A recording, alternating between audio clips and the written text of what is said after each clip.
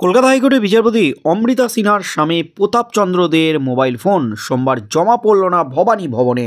Police সূত্রে খবর, তদন্তের প্রয়োজনে সোমবার বিচারপতি স্বামীর মোবাইল ফোন জমা দেওয়ার কথা ছিল সিআইডির কাছে, কিন্তু সন্ধ্যা পর্যন্ত কোনো মোবাইল জমা পড়েনি। প্রতাপের ঘনিষ্ঠ সূত্রে খবর, মোবাইলের বিষয়ে সিআইডিকে চিঠি লিখে তিনি নিজের অবস্থান জানিয়েছেন। গত 1 ডিসেম্বর প্রথমবার বিচারপতি সিনহার স্বামীকে জিজ্ঞাসাবাদ করে পুলিশ। এরপর গত শনিবার দ্বিতীয়বার তাকে জিজ্ঞাসাবাদ করা হয়। রাজ্য পুলিশ সূত্রে জানা যায়, 22 ডিসেম্বর তাকে সিআইডি সদর দপ্তর ভবানী ভবনে যেতে বলা হয়েছে। সোমবার তাকে ফোন জমা দেওয়ার নির্দেশ দেওয়া হয়।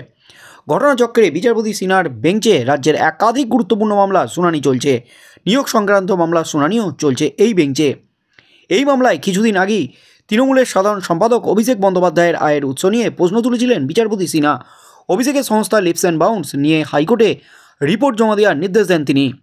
সিআইডি সূত্রে খবর, যে মামলায় বিচারপতি স্বামীকে ডেকে পাঠানো হয়েছে সেটি সুপ্রিম কোর্টে বিচারাধীন। অভিযোগ, ক্ষমতার অপব্যবহার করে একটি অপরাধের মামলায় অবৈধভাবে হস্তক্ষেপ করেছেন বিচারপতি স্বামী, যিনি পেশায় একজন আইনজীবী। 64 বছরের এক বিধবা এবং তার মেয়ের অভিযোগের প্রেক্ষিতে সিআইডি তদন্তের নির্দেশ দেন সুপ্রিম কোর্ট। পরে অবশ্য এই মামলায় বাড়তি পদক্ষেপ করা যাবে না বলে জানায় সুপ্রিম কোর্ট।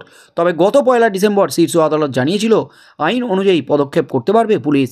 আইন সংক্রান্ত বিষয়ে খবরাখবর পরিবেশনকারী সংবাদ মাধ্যম বার অ্যান্ড বেঞ্চে প্রকাশিত খবর অনুযায়ী নভেম্বর মাসের শুনানিতে পশ্চিমবঙ্গের সিআইডিকে ভয় ডরহীনভাবে তদন্ত চালিয়ে যাওয়ার নির্দেশ দিয়েছিল শীর্ষ আদালতের বিচারপতি সঞ্জীব খান্না এবং বিচারপতি LVN ভট্টির ডিভিশন বেঞ্চ।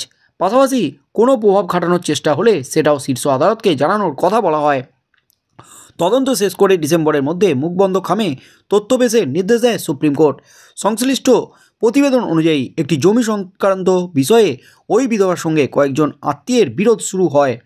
মামলা করায় আদালতে আবেদনকারী সুপ্রিম কোর্টে জানান, পৈতৃক সম্পত্তি থেকে তাকে বঞ্চিত করার জন্য বাপের বাড়ি থেকে তাড়িয়ে দেওয়ার চেষ্টা করেন দাদা এবং অন্যান্য আত্মীয়।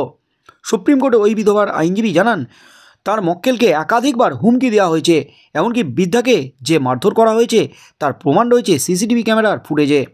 এই প্রেক্ষিতে এই বৃদ্ধা আত্মীয়ের বিরুদ্ধে দুটি ফৌজদারি অভিযোগ করেন। বার অ্যান্ড বেঞ্চ এর প্রতিবেদন অনুযায়ী বিবাদী পক্ষের আইনজীবী তদন্তকারীদের উপর বেআইনিভাবে প্রভাব খাটান বলে অভিযোগ করেন বিধবা।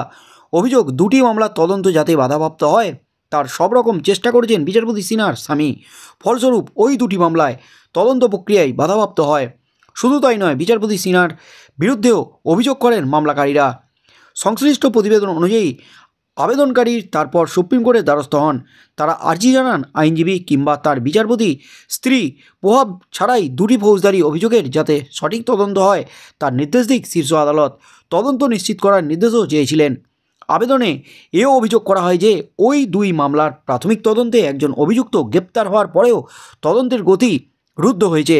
হলফনামায় জানানো হয়েছে, সংশ্লিষ্ট তদন্তকারীকে একবার ডেকে তিরস্কার এবং ভর্ৎসনা করেছেন বিচারপতি। তিনি নাকি বলেছেন, ওই দুটি দেওয়ানি মামলায় কেন ফৌজদারি মামলার তদন্ত হচ্ছে। বার অ্যান্ড বেঞ্চের প্রতিবেদন অনুযায়ী সম্প্রতি মামলাকারীর আবেদনে প্রার্থনা জানানো হয় যে শীর্ষ আদালত যেন বিচারপতি এবং আইনজীবীর স্বামী ওই কাজের জন্য তদন্তের নির্দেশ দেয়। পাশাপাশি মামলাকারীরা পর্যাপ্ত পুলিশি সুরক্ষার আবেদন জানিয়েছেন। অন্যদিকে রাজ্যের তরফে সুপ্রিম কোর্টে বলা হয়, তদন্তের অবস্থা এবং অভিযোগ সম্পর্কে জানতে আগেই কলকাতা হাইকোর্টের প্রধান বিচারপতির কাছে একটি রিপোর্ট গেছে। ন্যায়সঙ্গতভাবেই তদন্ত পরিচালনা হচ্ছে। আবেদনকারীদের সমস্ত অভিযোগ বিবেচনা করে সতর্কতার সঙ্গে তদন্ত হচ্ছে। যদিও তারপরও এই নিয়ে সুপ্রিম কোর্টে রিপোর্ট চেয়েছে বলে প্রকাশ ওই প্রতিবেদনে।